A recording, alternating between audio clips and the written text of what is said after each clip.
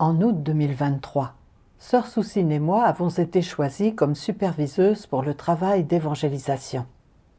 Soucine a été chargée de l'église de Chenbei et moi de l'église de Chennan. Le travail d'évangélisation dans l'église de Chennan n'était pas très efficace. Il y a quelques années, j'avais été responsable du travail d'évangélisation dans cette église et les résultats n'avaient jamais été très bons. Alors, quand j'ai de nouveau été affectée à cette église, je me suis sentie un peu réticente. Mais ensuite, j'ai pensé. Quelques années ont passé, donc peut-être que l'efficacité du travail s'est un peu améliorée depuis. Alors, j'ai commencé à me plonger dans un travail frénétique.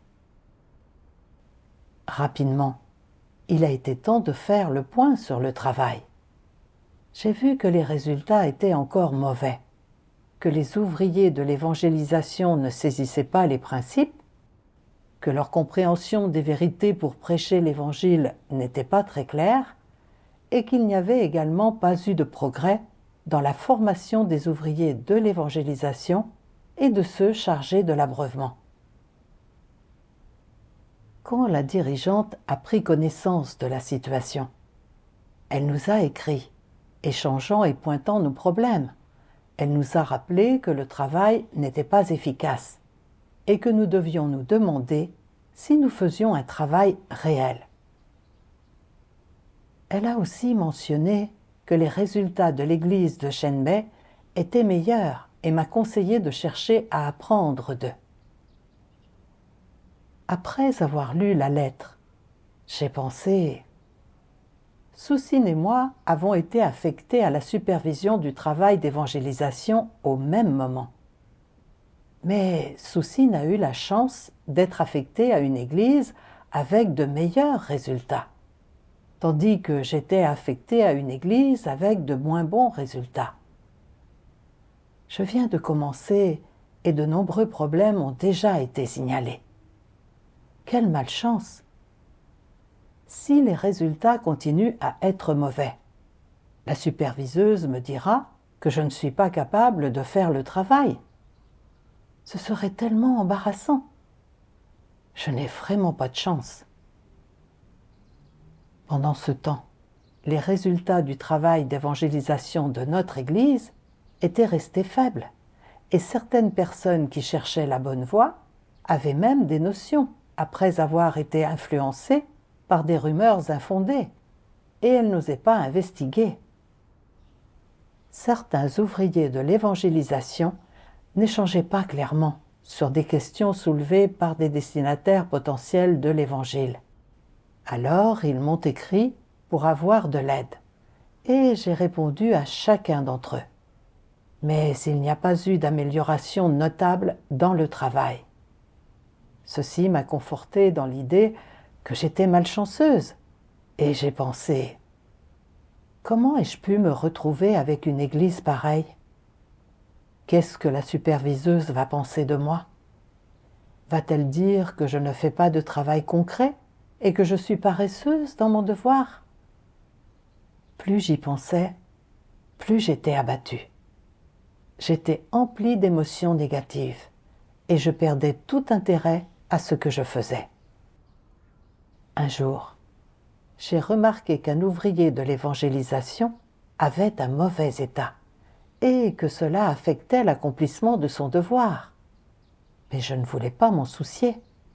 Je pensais, comme je n'ai pas de chance, peu importe si je travaille dur, les résultats resteront les mêmes. Alors, je n'ai pas résolu le problème par un échange opportun. Quand quelqu'un m'écrivait sur des questions relatives au travail, je ne répondais pas avant plusieurs jours, et je ne voulais pas chercher ou réfléchir à des problèmes soulevés par le travail. À la fin de chaque journée, je me sentais vide à l'intérieur, comme si mon cœur avait dérivé loin de Dieu. Je ne savais même pas quoi dire dans mes prières.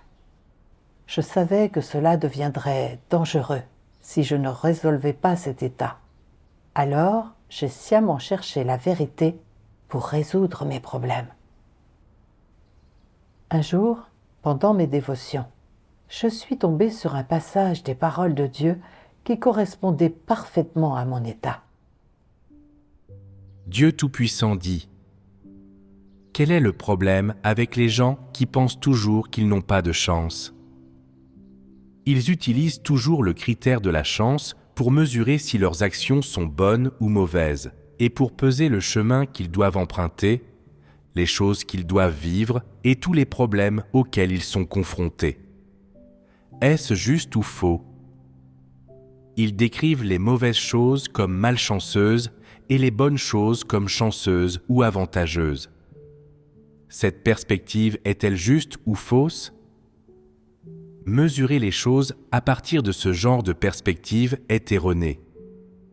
Il s'agit d'une méthode et d'une norme extrême et erronée pour mesurer les choses. Ce genre de méthode amène souvent les gens à sombrer dans la déprime. Cela les rend souvent mal à l'aise et leur donne le sentiment que rien ne va jamais dans leur sens et qu'ils n'obtiennent jamais ce qu'ils veulent, ce qui finit par les amener à être constamment anxieux, irritables et mal à l'aise.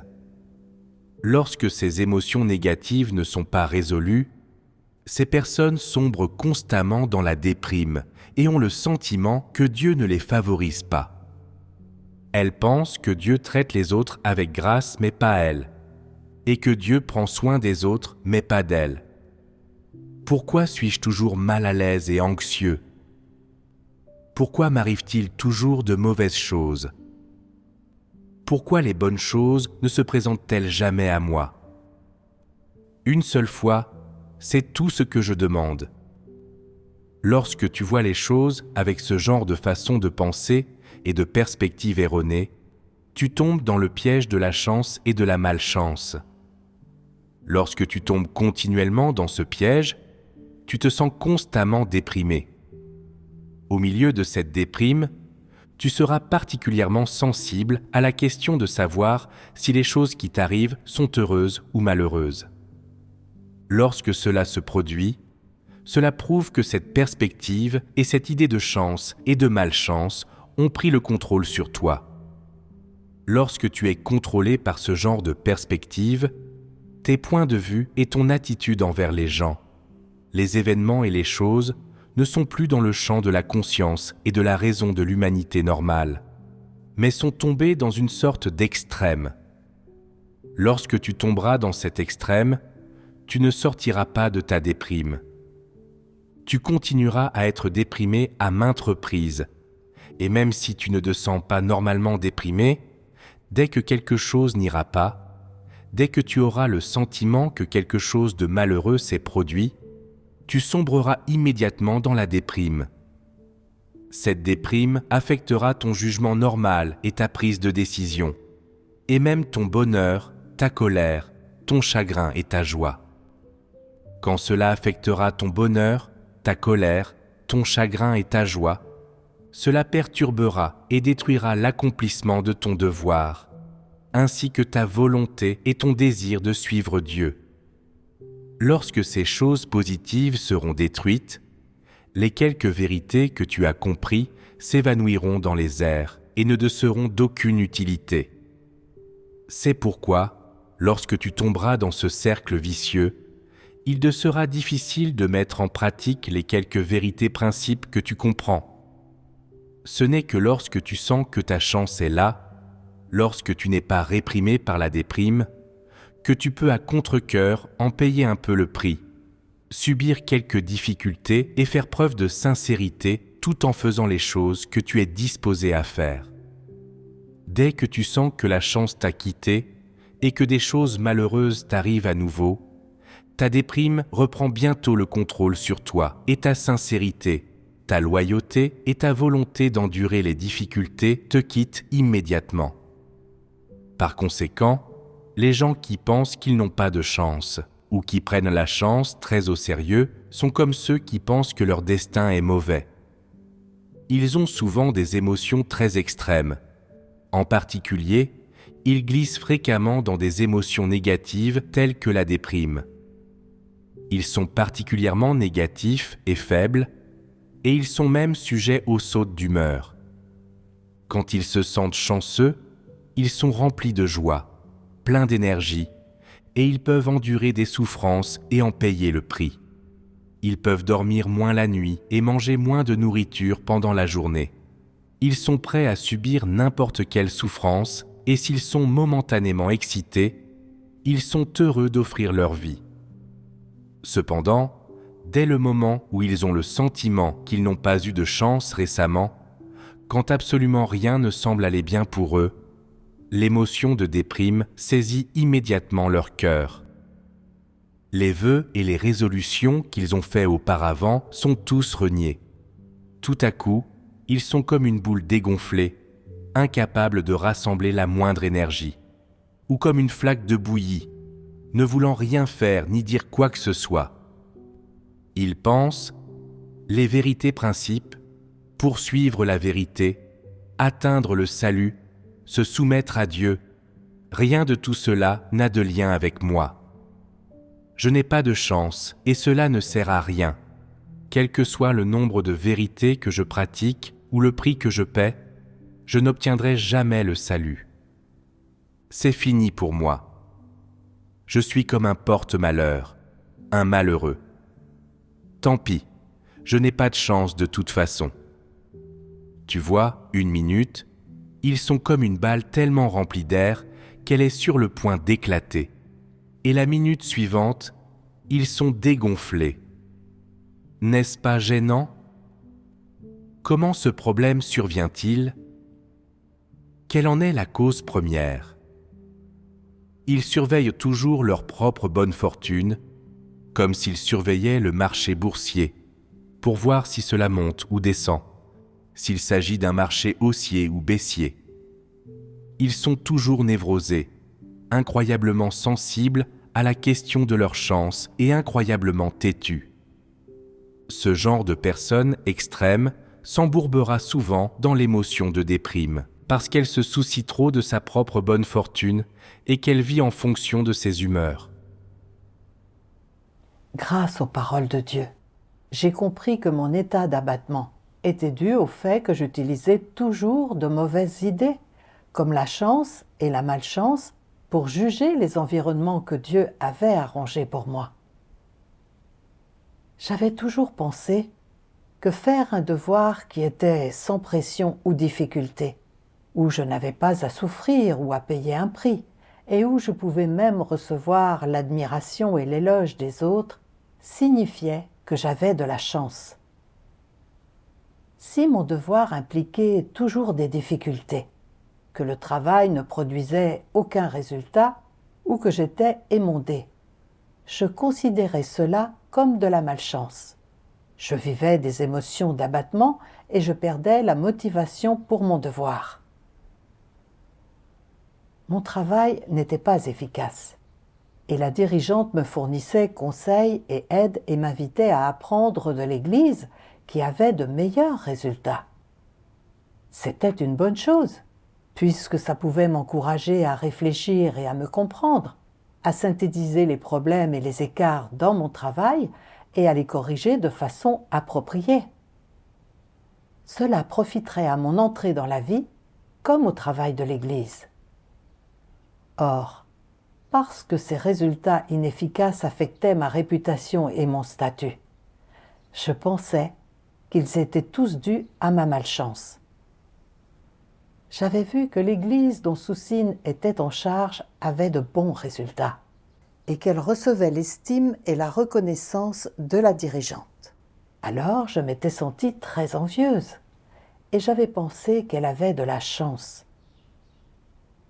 Puis je regardais les faibles résultats du travail d'évangélisation dans l'Église dont j'étais responsable et je me sentais encore plus convaincue que je n'avais pas eu de chance. J'avais toujours utilisé cette idée erronée de chance et de malchance pour envisager les environnements que Dieu arrangeait pour moi.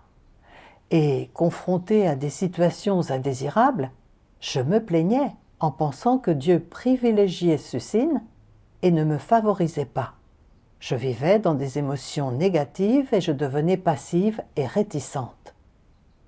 Les non-croyants qui ne croient pas en Dieu et ne comprennent pas la vérité, utilisent toujours la chance et la malchance pour juger tout ce qui leur arrive.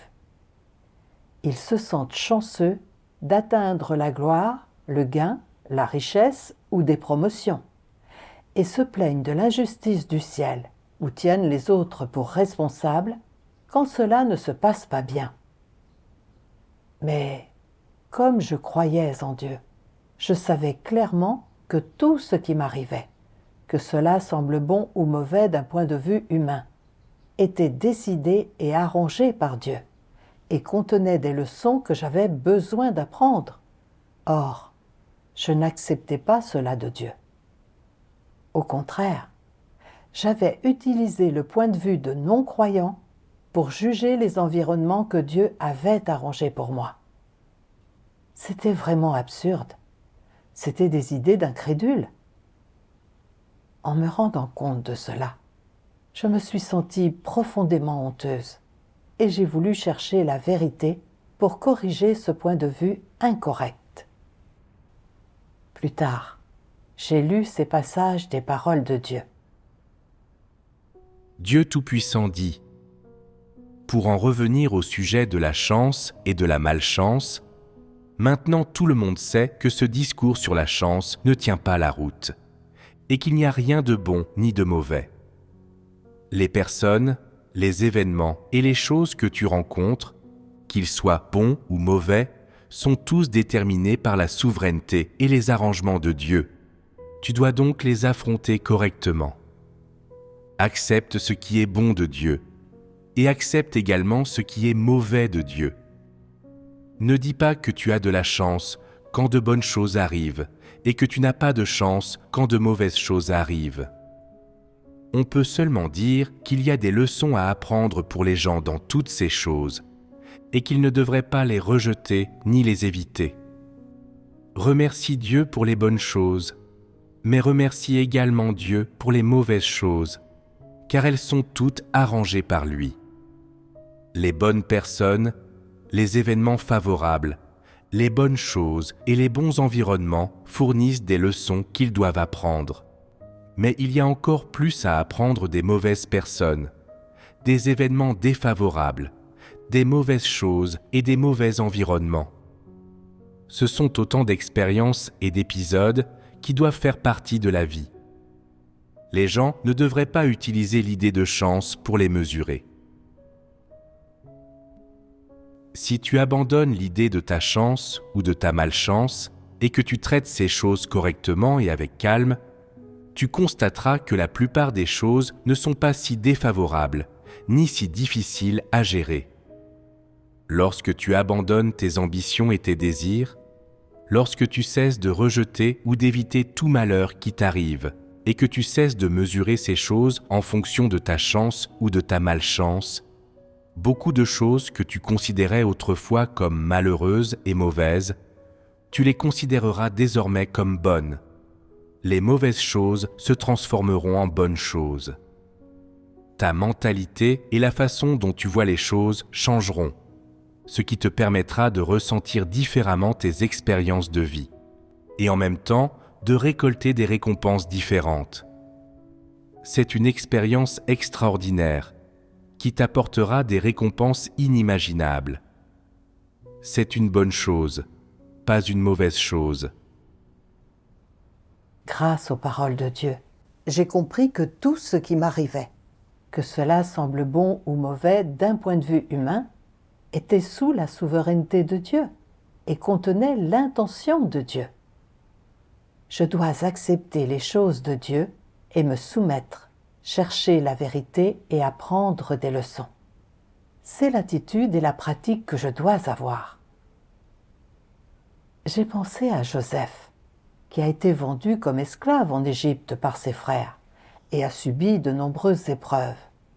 Même si cela ne semblait pas être une bonne chose, Joseph est devenu administrateur en chef d'Égypte. Pendant la disette, Joseph a échappé à la souffrance de la famine et était sous la garde et la protection de Dieu. Plus tard, les frères de Joseph sont venus en Égypte pour acheter du grain. Toute leur famille y a déménagé et leurs descendants y ont vécu pendant 400 ans. Ceci m'a fait voir que certaines choses, qui semblent malencontreuses d'un point de vue humain, ne sont pas nécessairement mauvaises, et que toutes ces choses ont la bienveillance de Dieu en elles. Exactement comme quand j'ai été affectée à la supervision de l'église de Chennai. D'un côté, cela se basait sur les besoins du travail, puisque je connaissais mieux le personnel de cette église et que j'avais plus d'expérience dans le travail d'évangélisation que Soussine.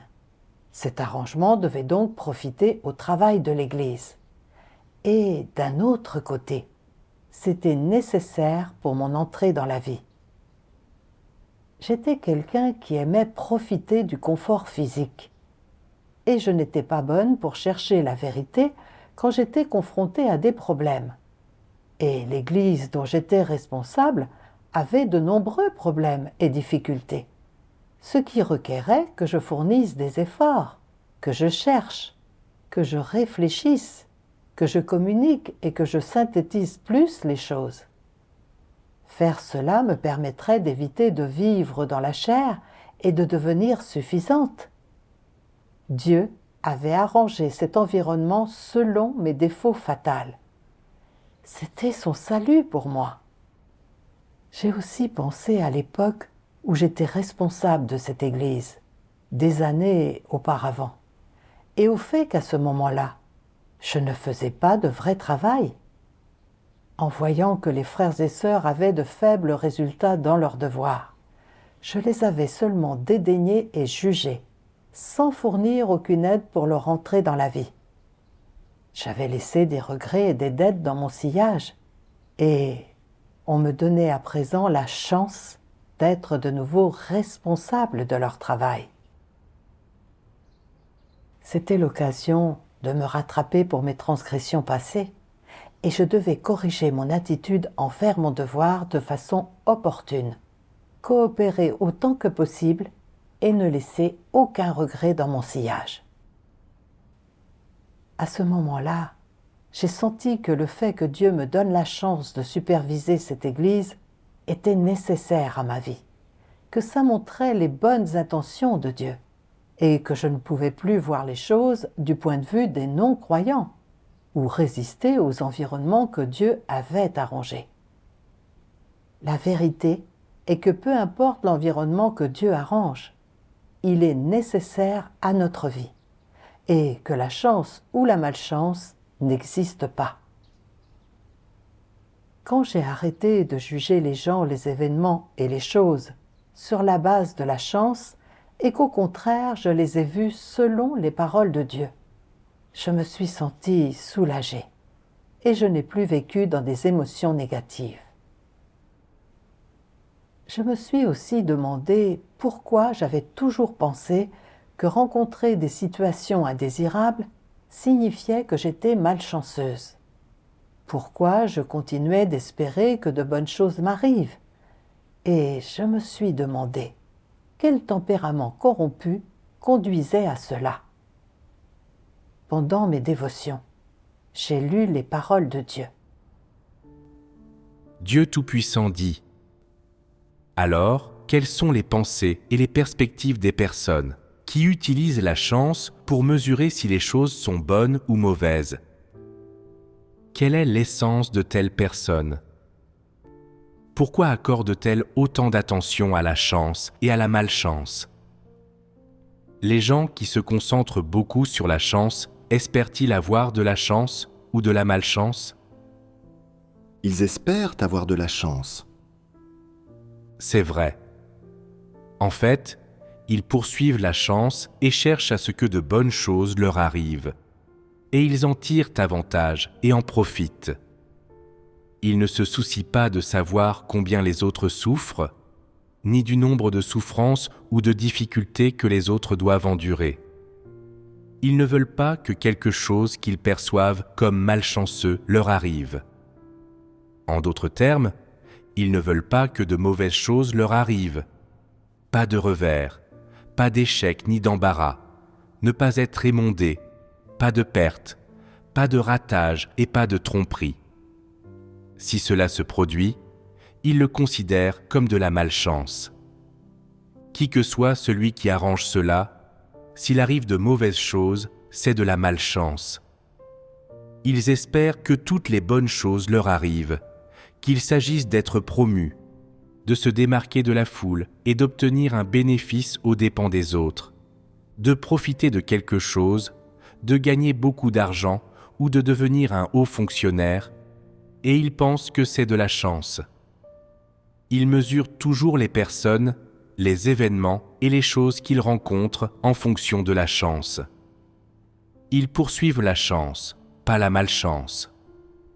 Dès que la moindre chose ne va pas, ils se fâchent, s'agacent et sont insatisfaits. Pour le dire franchement, ces gens-là sont égoïstes. Ils cherchent à se faire du bien aux dépens des autres, à faire des profits pour eux-mêmes, à se distinguer et à se démarquer de la foule. Ils seraient satisfaits si chaque bonne chose leur arrivait à eux seuls. C'est leur nature essence, c'est leur vrai visage. Grâce aux paroles de Dieu, j'ai compris que les gens qui se plaignaient constamment de leur malchance étaient des individus égoïstes et égocentrés. De telles personnes veulent toujours que de bonnes choses leur arrivent, que tout se passe bien pour obtenir des succès professionnels, se démarquer et atteindre la gloire, et n'être confrontés à aucun revers ou échec. Même dans leur devoir dans la maison de Dieu, elles veulent profiter des résultats sans fournir d'efforts. Elles ne veulent pas souffrir ou payer le prix exigé pour faire leur devoir, et sont réticentes à l'idée d'être émondées. Elles commencent à se plaindre dès qu'elles perdent la face ou rencontrent une légère insatisfaction. En réfléchissant sur moi-même, je me suis aperçue que j'étais comme ça. Quelles que soient les difficultés rencontrées dans mes devoirs, les revers, les échecs ou le fait d'être émondée, je m'étais plainte de l'environnement que Dieu avait arrangé pour moi, en voulant toujours gagner un nom et des avantages, sans inquiétude et sans subir de souffrance, et vivre dans le confort. L'église de Chennan, dont j'étais responsable, avait beaucoup de problèmes. Le travail manquait d'efficacité et finissait souvent par un émondage. Alors, j'avais pensé qu'il n'y avait aucun avantage à être responsable de ce genre d'église. Peu importe ce que je faisais tous les jours, les autres ne le verraient pas. Un ressentiment s'était alors installé dans mon cœur. J'étais devenue négative et je m'étais relâchée. Je voyais que l'état des frères et des sœurs avait empiré et affecté leurs devoirs. Mais je ne me sentais pas concernée et je ne voulais pas m'occuper des problèmes dans le travail. Je me reposais sur des philosophies sataniques comme « ne lève jamais le petit doigt sans récompense » et « personne ne travaille pour rien ». Et j'étais devenue une personne égoïste, égocentrée, méprisable et méchante. En pensant à la façon dont l'Église m'avait cultivée pour être superviseuse et m'avait donné de nombreuses occasions de me former et dont j'étais à présent affectée à la supervision d'une Église avec de faibles résultats de travail d'évangélisation, j'aurais dû considérer l'intention de Dieu et m'impliquer activement dans mon devoir pour résoudre des problèmes et des difficultés dans le travail. Or, au lieu de cela, je m'étais plainte par peur de souffrir physiquement et de perdre la face, échouant à faire mes propres devoirs. Je n'avais pas fait mes devoirs pour satisfaire Dieu, mais pour poursuivre une satisfaction physique, la gloire et le statut. J'avais été tellement égoïste et méprisable. Ayant pris conscience de cela, je me suis sentie profondément coupable et je n'ai plus voulu poursuivre mes propres intérêts. Je voulais considérer l'intention de Dieu et m'appuyer sur lui pour assumer mes responsabilités. Plus tard, Quand j'ai vu les ouvriers de l'évangélisation rencontrer des difficultés et des problèmes, ou manquer de compréhension dans les principes de l'évangélisation, je ne me suis plus plainte. Mais j'ai écrit plusieurs lettres pour communiquer, et quand j'ai vu que leur état était faible, j'ai échangé sur les paroles de Dieu pour les aider et les soutenir. En pratiquant de cette façon, j'ai senti que chaque journée était menée à bien et que j'obtenais des gains. Un jour, j'ai reçu une lettre d'un ouvrier de l'évangélisation de l'église de Chennan, disant que sa partenaire, sœur Jian, avait démissionné parce qu'elle sentait que son calibre n'était pas à la hauteur de la tâche de ses devoirs. Quelques jours après, j'ai reçu une autre lettre d'un chef d'équipe qui disait que l'état de sœur Weizeng était faible lui aussi, qu'elle vivait dans un tempérament corrompu et ne voulait pas évangéliser.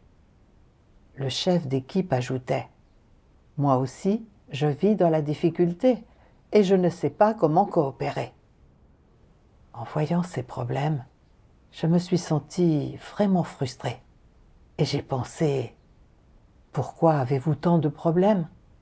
Ce qui vous fait défaut en matière de résultats de travail, vous le rattrapez en nombre de problèmes que vous avez. Un jour, l'un d'entre vous démissionne. Le suivant, un autre a un faible état. Le simple fait de résoudre votre état demande beaucoup d'efforts. Comment suis-je censé trouver le temps d'évangéliser ? Et on ne parle même pas de la souffrance physique et surtout de ce que la superviseuse pensera de moi si le travail est inefficace.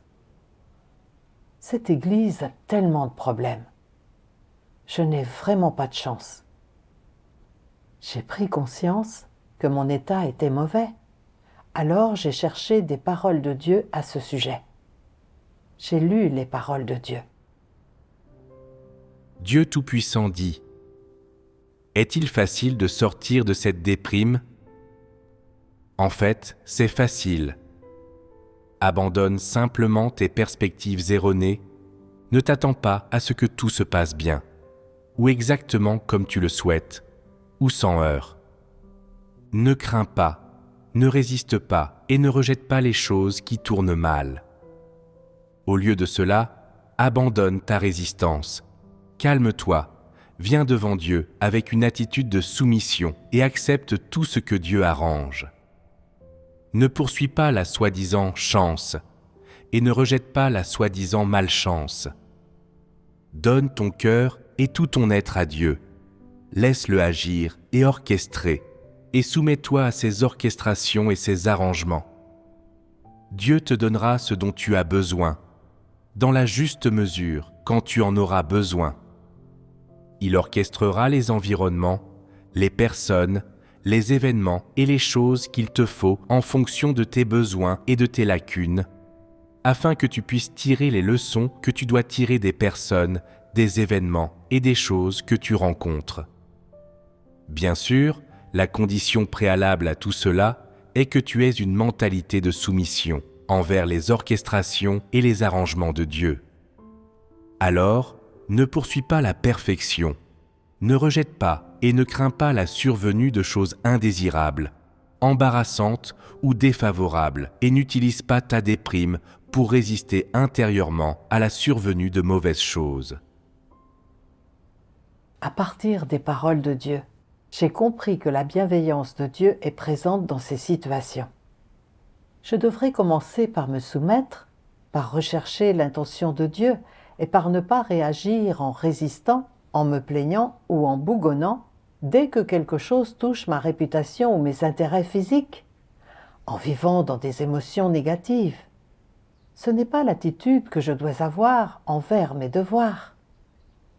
À ce moment-là, 3 sœurs étaient négatives et faibles, vivaient dans des tempéraments corrompus et étaient incapables d'en sortir, ce qui était très douloureux. Et si ce n'était pas résolu rapidement par l'échange, cela n'affecterait pas seulement le travail d'évangélisation, mais retarderait aussi leur entrée dans la vie. Je ne devais pas être dédaigneuse envers elles, mais je devais échanger et les aider avec amour, en assumant mes responsabilités. Alors, je leur ai rapidement écrit en partageant mes expériences et en échangeant avec elles, les aidant à comprendre les intentions de Dieu et à arrêter de vivre dans les difficultés. J'ai aussi partagé mes expériences et mes gains dans l'évangélisation. Quelques jours plus tard, j'ai reçu une lettre qui disait que leur état s'était amélioré en mangeant et en buvant les paroles de Dieu et qu'elles étaient capables de faire de nouveau leurs devoirs normalement. Voyant de tels résultats, j'ai ressenti une grande sérénité et ma foi a été renforcée. Tout est dans les mains de Dieu et peu importe les difficultés et les revers que Dieu arrange pour moi, je dois compter sur lui pour les traverser, chercher la vérité et y entrer en toutes choses. Telle est l'attitude que je dois avoir envers mes devoirs. Je n'aurais pas pu atteindre ces gains et cette compréhension dans un état de confort. Après cette expérience, j'ai pris conscience que juger les choses par la chance ou la malchance était vraiment absurde.